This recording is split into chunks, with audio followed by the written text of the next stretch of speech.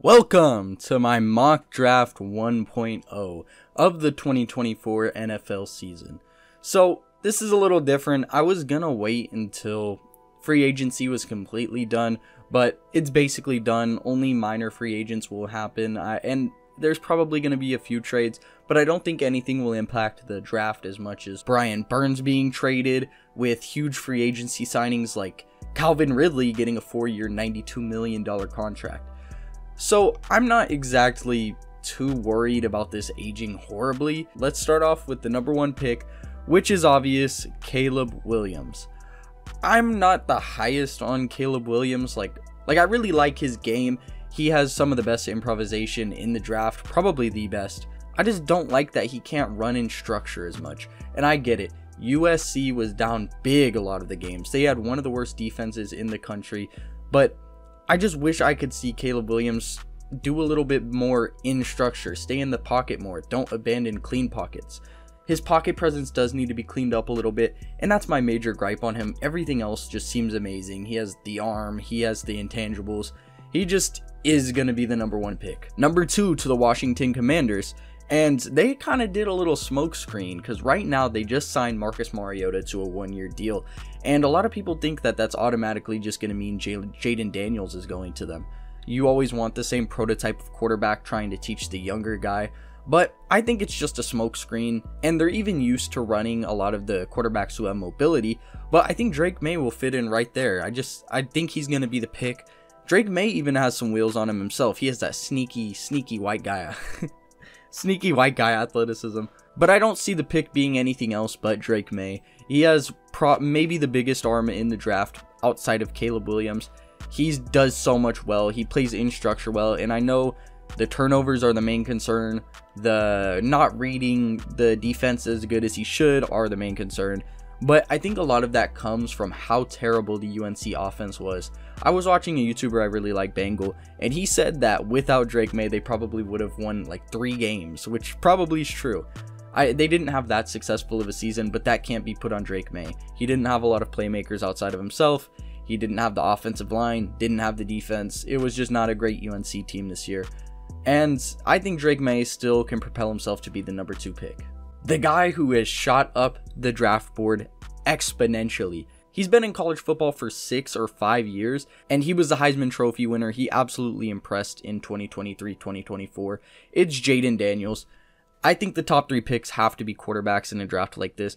Jaden Daniels, to me, is the least safe out of the top 3, but he still has superstar potential. Maybe has the highest potential out of any of the top 3 quarterbacks.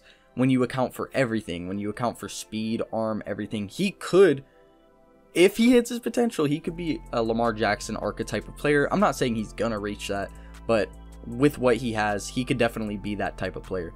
Jaden Daniels needs to put on some size, or else injuries will be a concern at the next level. He already has had some injuries in college, and there's some things he needs to clean up. His accuracy can be spotty at times.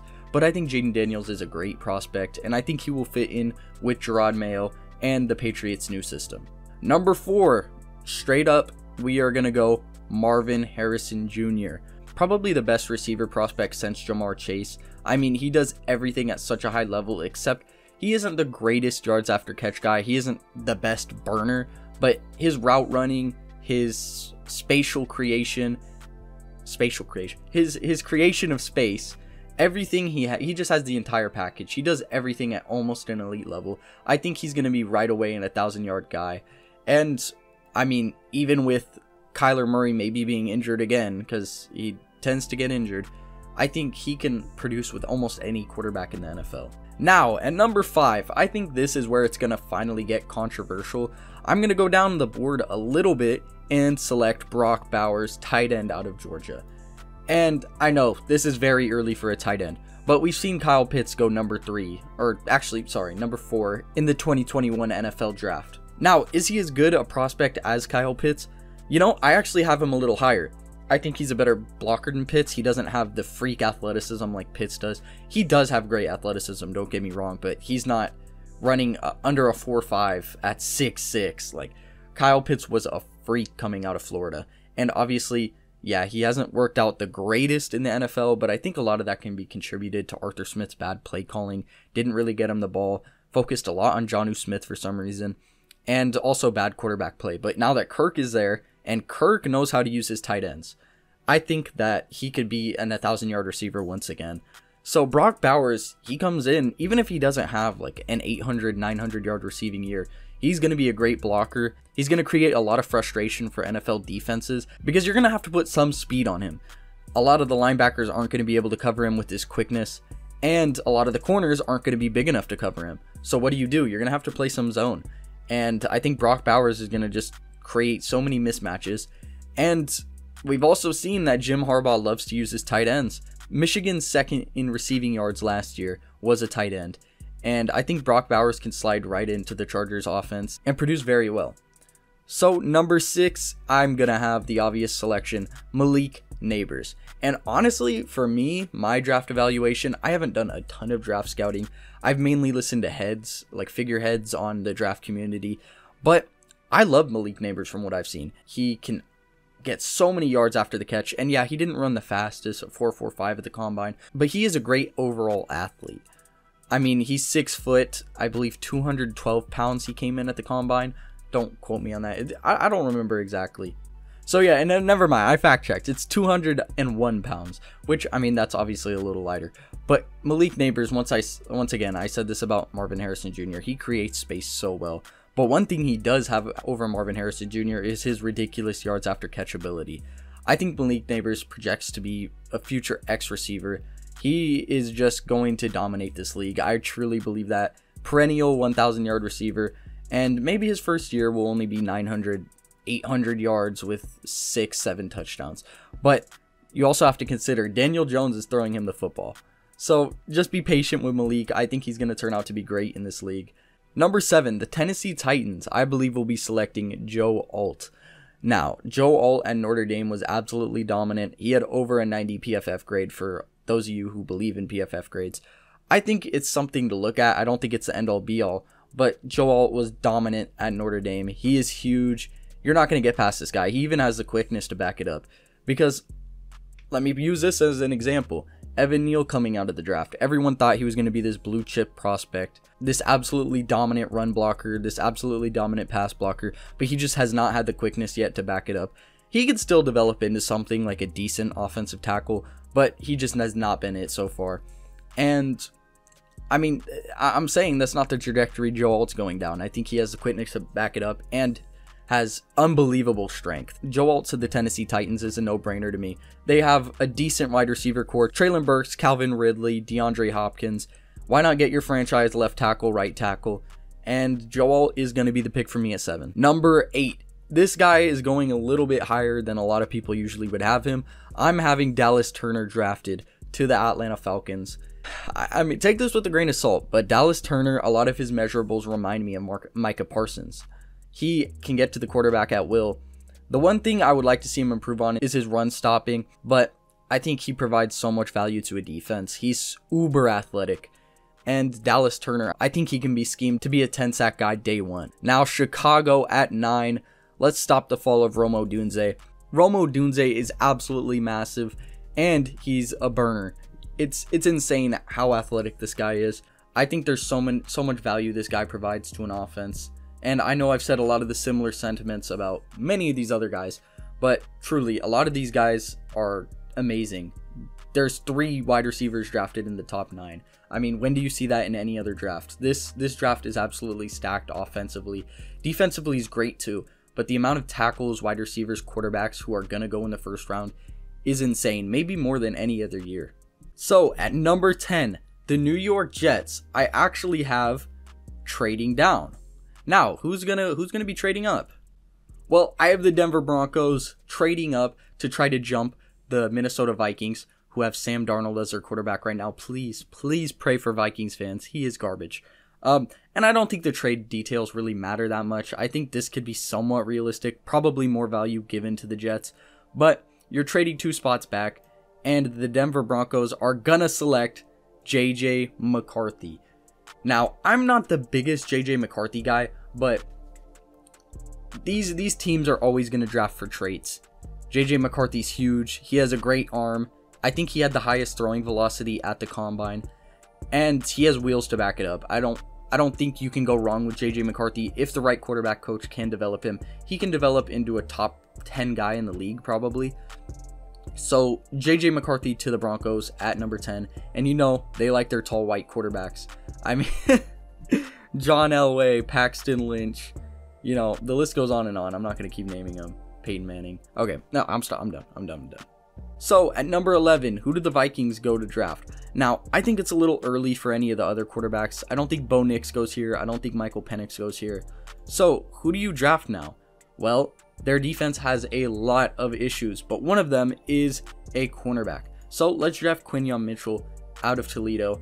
He is a fast cornerback. He can keep up with almost any receiver, and he ran a 4.33 at the combine. I didn't get all his measurables on the top of my head, but when you have a guy like that elite of speed who can cover that well, he's probably going to work out in the league. Now, he can play nickel, but I think he can also project to be a boundary eventually.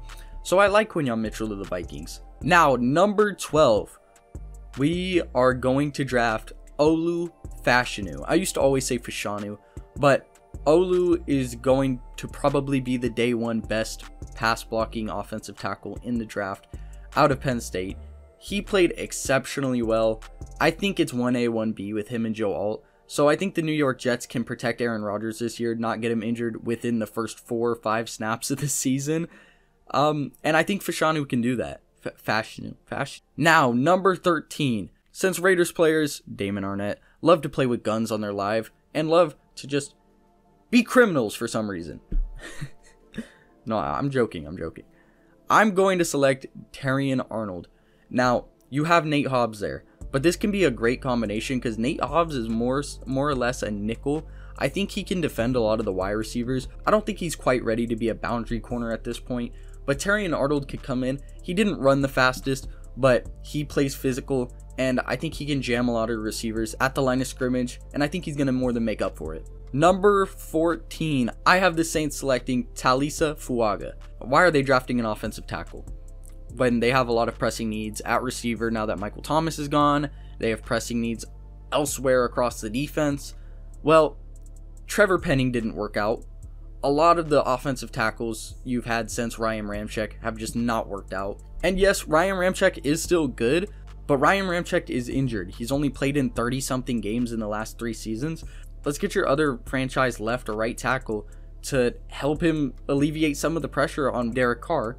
Now, number 15, I have the Colts going down the board a little bit and drafting Nate Wiggins. Now, this could be a wide receiver spot. This can be an offensive line spot. The Colts a couple years ago had the best offensive line in football.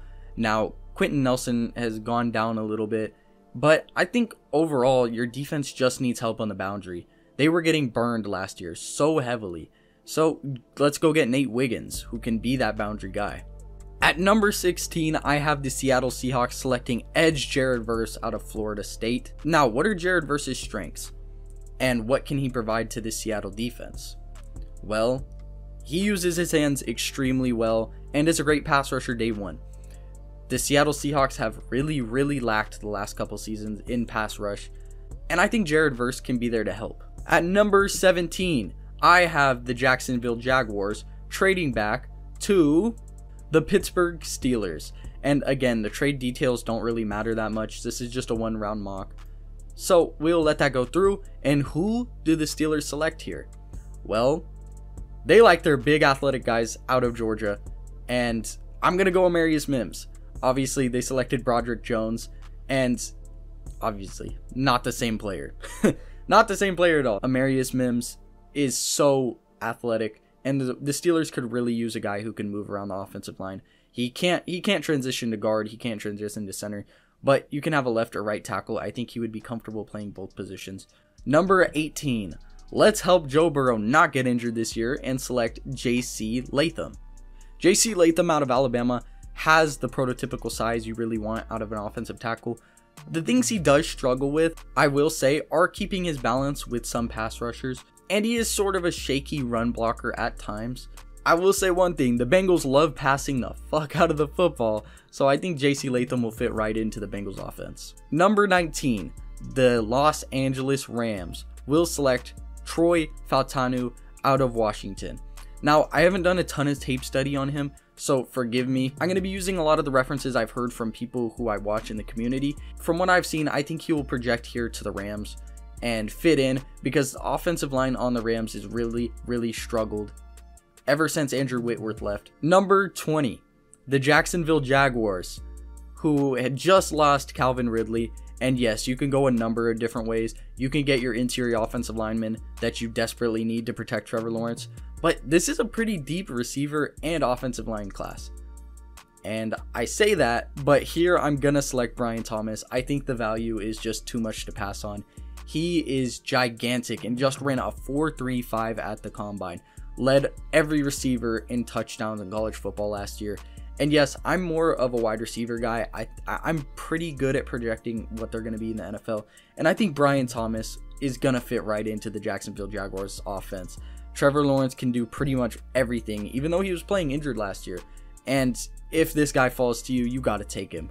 The Dolphins struggled pretty bad to block last year. And you just lost Robert Hunt in free agency. And he got such an overpay. He is getting paid 5 years, $100 million by the Panthers. And obviously, the Dolphins were not paying him that. I don't think anyone should have paid him that. But the Dolphins are a young team. The Panthers are a young team. And they can dish out those contracts without having much repercussions. So here I'm going to have Jackson Powers-Johnson come in to protect Tua.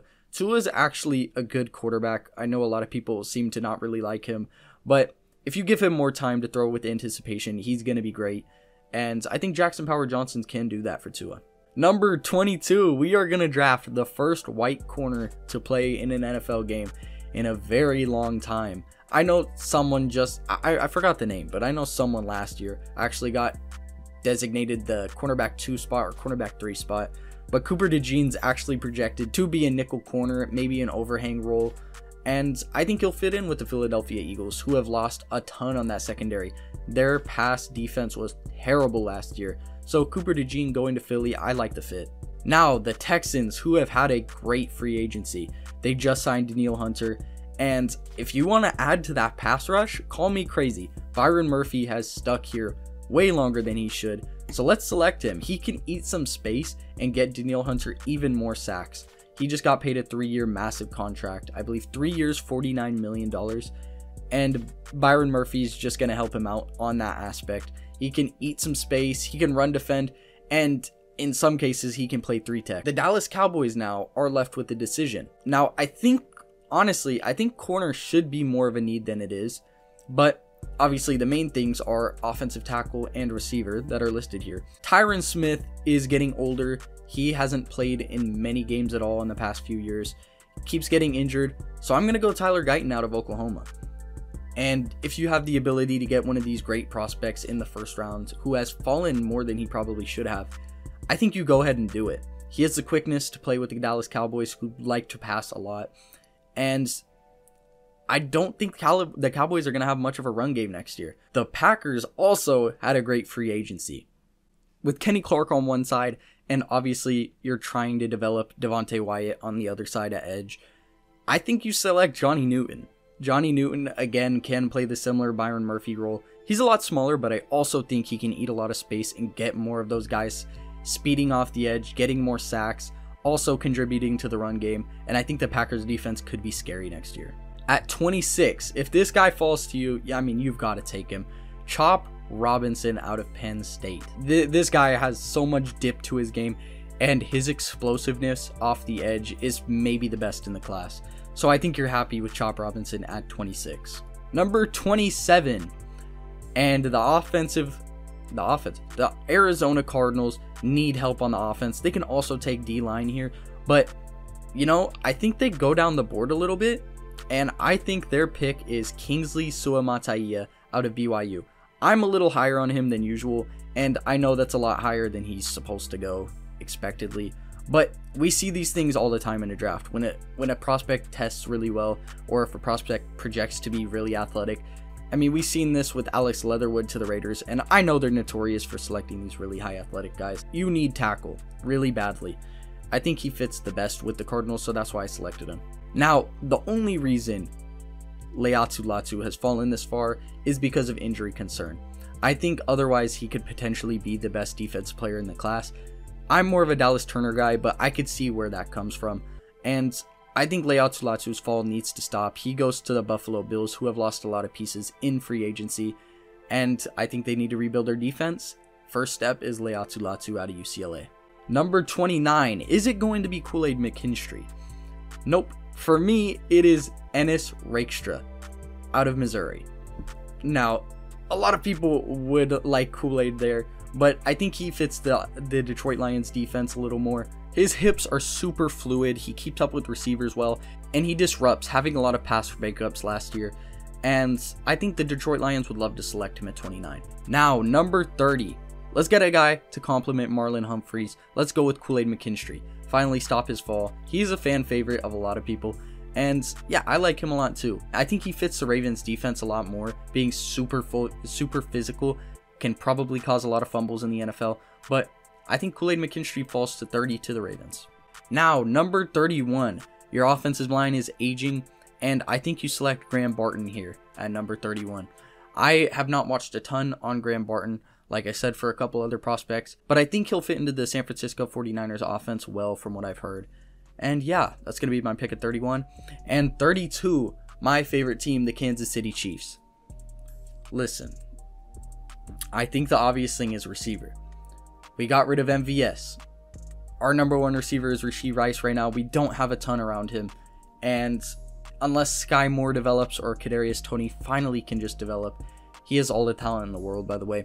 He just is a bonehead. Like that's the widest way to describe that, but he is a bonehead. I think this can also be a corner potentially. We are probably gonna trade L'Jarius Sneed, as much as that hurts my heart.